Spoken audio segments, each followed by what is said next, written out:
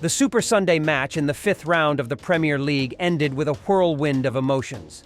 Manchester City seemed to have lost their winning streak, but they must have breathed a sigh of relief after witnessing 27 unsuccessful shots in the second half. It wasn't until the 28th attempt that the ball finally found the net, securing a dramatic point.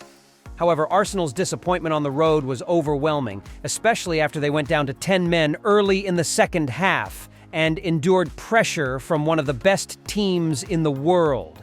Manchester City delivered 15 crosses into the box, but each time, Arsenal's red and white defense cleared them. Arsenal's defenders made 23 clearances in total throughout the match, with 13 of those coming from the midfielders.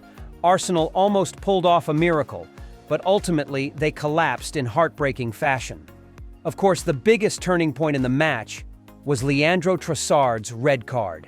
The incident happened in the 45+8 minute of the first half, when the midfielder brought down Bernardo Silva in an aerial duel.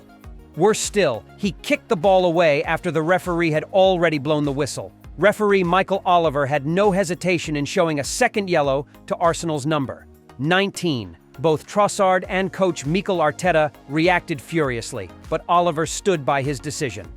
The Premier League later confirmed that Oliver issued the second yellow for delaying the restart of play. Earlier in the match, Trossard had received a yellow for a foul to stop a Manchester City counterattack.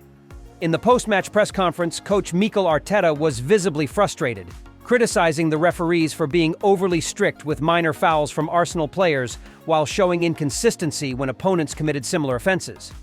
He referenced Jeremy Doku, who kicked the ball away after the whistle but didn't receive any card. "We were efficient and leading 2-1, then the same situation happens but with different results. That forced us to play a game no one wants to watch," Arteta said. He emphasized that both situations should have been handled equally to ensure fairness. Arteta also pointed out that Michael Oliver had been involved in controversial decisions in a previous match between Manchester City and Arsenal last season. In that game, Oliver did not issue a card to Kovacic, despite two very rough tackles. Anyone who has played football or any sport can see that situation happened in less than a second, while Doku's incident lasted over a second. "It's that simple," Arteta stated. He felt that Trossard's red card set Arsenal an impossible task by having to play with 10 men. Arsenal resisted immense pressure from Manchester City, defending with 10 men and often keeping 6 players inside the box. However, it wasn't enough to secure all 3 points. Arteta had previously criticized referee Cavani for not issuing a yellow card to Gyro in a match against Brighton last month when the striker kicked the ball into the stands after it had already gone out of play. Cavani later showed a red card to Declan Rice for a similar offense. The referee's strictness toward delaying tactics from Arsenal players has become a contentious issue in the Premier League. Both Trossard and Rice were sent off, leading to severe consequences for Arsenal. Arteta's team was performing well and leading when they had a full squad, but after these 2 players received second yellow cards and were sent off, Arsenal allowed Brighton and Manchester City to equalize. This raises the question of whether Arsenal has fallen victim to refereeing unfairness. In fact, apart from Arteta, most people agreed with Michael Oliver's decision regarding Trossard's second yellow. Sky Sports pundits Gary Neville and Jamie Carragher both believed Arsenal's number 19 had been foolish to think he could explain not hearing the whistle. Arteta even pulled his shirt over his head in frustration. But according to Neville, Trossard pushed Silva and then kicked the ball away. He held onto the ball half a beat after the whistle blew, and that's inexcusable, Neville stated.